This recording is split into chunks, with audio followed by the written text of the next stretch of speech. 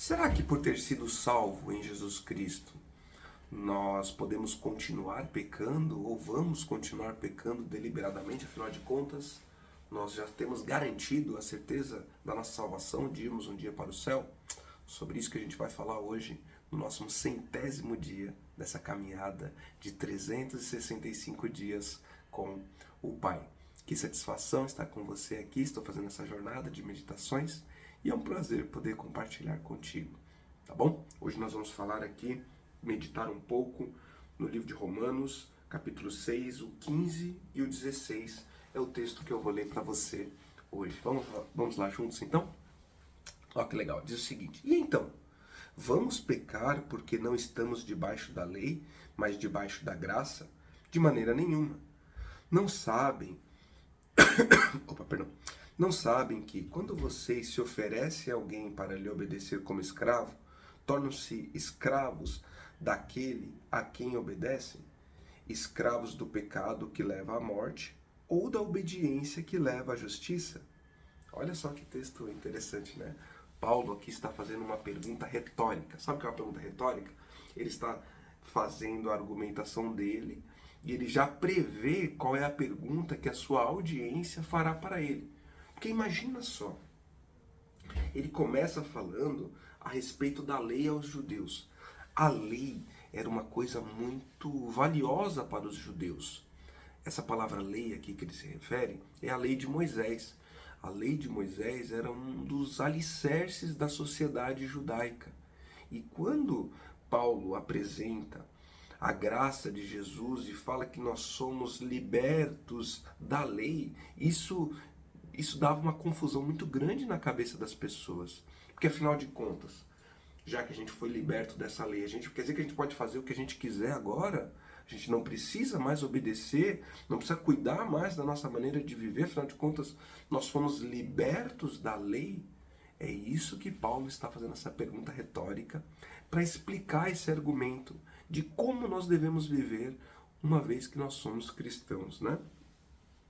Vamos pecar porque não estamos debaixo da lei? Então ele está falando isso, né? Quer dizer que a gente vai seguir fazendo o que a gente quiser, né? Já que a gente não está mais debaixo da lei, debaixo da graça, que a gente recebeu esse presente da graça, da salvação, quer dizer que a gente pode poder viver a nossa vida de qualquer maneira?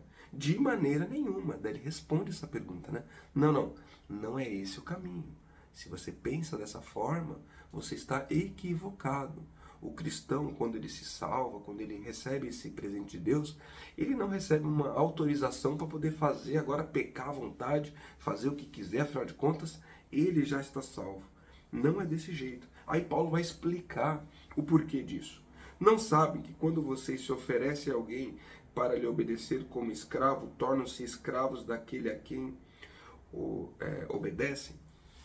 A sociedade naquela época, a sociedade romana, era uma sociedade que tinha muitos escravos. Muitos escravos, né? Chegava a 1/3 da população era formado de escravos. E era uma escravidão diferente da escravidão que houve no Brasil. A escravidão do Brasil era uma escravidão mais agressiva contra os escravos, os negros que vieram da África, né?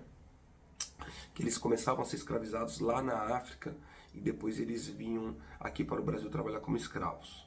No contexto da Roma Antiga, alguns escravos eles eram escravos porque eles nasciam escravos, tá? Mas ser um escravo tinha até alguns privilégios na sociedade. Por que privilégios? Entenda assim, ó. Havia muitas pessoas marginalizadas. As pessoas não tinham trabalho, não tinham comida, dormiam ao relento. Muita violência também nas ruas de Roma. Um escravo, ele tinha um local para dormir, ele tinha alimento, ele estava sob os cuidados daquele senhor, daquele mestre, né? O senhor que o cuidava dentro da sua casa. Alguns escravos nasciam dentro desse contexto, mas havia até pessoas que se faziam escravos de outros para poder ter condições de subsistência. Em troca até de salário muitas vezes, né? Aí essa pessoa ia juntando esse dinheiro e um dia ele ia lá e comprava a sua liberdade. Isso era comum na época ali em que Paulo escreveu esse texto, tá? E até algumas pessoas Às vezes elas tinham a oportunidade de se libertar de ser escravo, mas elas diziam, não, eu quero seguir sendo um escravo, porque o meu Senhor cuida bem de mim, eu tenho aqui condições, eu tenho comida, eu tenho trabalho, eu tenho um propósito, eu quero continuar sendo um escravo. E quando ele falava isso, o senhor dele levava ele até a porta e furava a orelha dele, né? Fazia um furo na orelha, e daí dava... aquilo era uma marca naquela pessoa de que ele era um escravo, que ele queria seguir o seu senhor. Porque debaixo dos cuidados desse senhor, ele entendia que ele era muito melhor cuidado do que estando na rua, vulnerável diante de todas essas coisas. Isso era ser um escravo, porque ele queria obediência. Mas a partir do momento que ele se colocava debaixo dessa posição, ele não podia fazer o que ele quisesse, mas sim ele estava debaixo da autoridade do Senhor dele. Então essa é a ilustração que Paulo usa para nós entendermos como a nossa posição diante de Deus quando nós recebemos o dom da graça, quando nós nos convertemos. Nós deixamos a escravidão do pecado e nos tornamos escravos de Deus. Essa escravidão de Deus é uma escravidão que nos liberta, uma escravidão para a justiça e para a obediência. Eu gosto de pensar, quando eu leio nesse texto, numa ilustração, até escrevi um pouco dela no dia de hoje, ali no livro que eu estou escrevendo, de um peixinho que nós tivemos, o Sebastião. Eu comprei certa vez um beta, comprei um aquário bem bonito lá, levei para casa, coloquei aquele peixinho lá dentro, e a gente deu o nome dele de Sebastião, em homenagem àquela música do Titãs, acho que é do Titãs, que falava assim, que o mundo é bom, Sebastião. Lembra do mundo é bom, Sebastião? Mundo é bom, Sebastião. Porque para aquele peixinho, o mundo era bom. O ambiente era um ambiente gostoso, tranquilo. Eu dava comidinha para ele todo dia. E ele estava ali, mas em última instância, ele estava enclausurado dentro de um ambiente fechado. O inverno se aproximou e a gente não tinha o termostato adequado na temperatura certa para aquele peixinho, que era um beta, né? O beta ele precisa estar entre 25 e 28 graus a temperatura. E o Sebastião adoeceu. Ele adoeceu, começou a ficar ruim, parou de comer. E também a troca, a gente não sabia cuidar direito do Sebastião.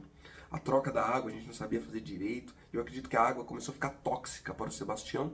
E a temperatura fria, isso foi mortal para ele. E ele começou a ficar letárgico, ele começou a ficar assim na posição vertical. E foi agoniante ver assim, dia após dia, aquele peixe quase morrendo vivo, sabe? Até que chegou um dia eu peguei e falei, cara, chega, né? Você vai...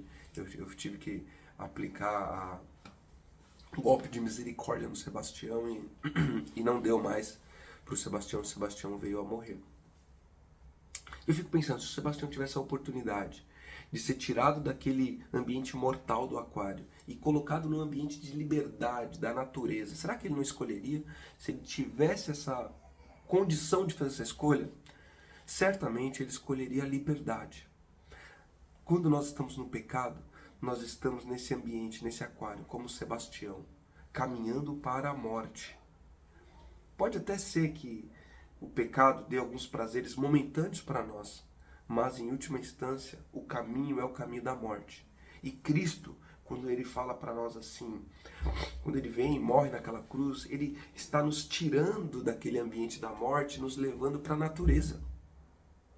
Para a natureza é um ambiente de liberdade, mas também um ambiente onde as regras são diferentes das regras do aquário.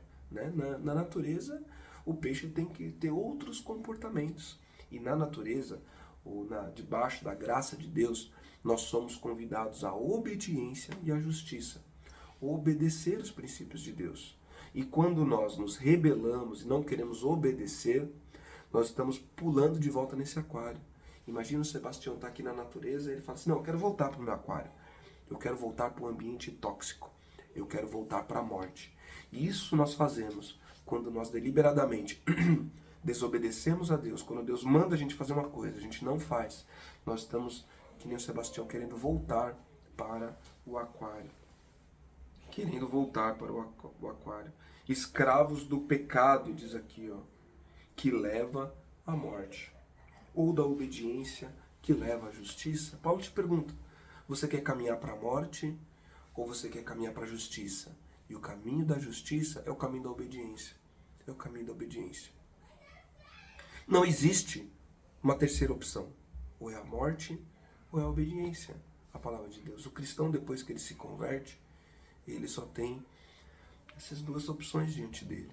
E qual é o caminho que você vai escolher trilhar no dia de hoje? Deliberadamente voltar a pecar significa voltar ao caminho da morte, voltar a esse aquário mortal. Pense nisso, medite nisso no dia de hoje e digere um pouco mais isso. Coloque no papel, daqui a pouco, algo que você tem que mudar na sua vida. Ore a Deus nesse momento, tire um tempinho para orar e meditar nessa passagem de hoje. 100 dias já caminhando juntos. Eu espero caminhar ainda mais 265, né? São 365, falta 265 dias para eu caminhar junto com você. Fique com Deus, tenha um ótimo dia. Até mais.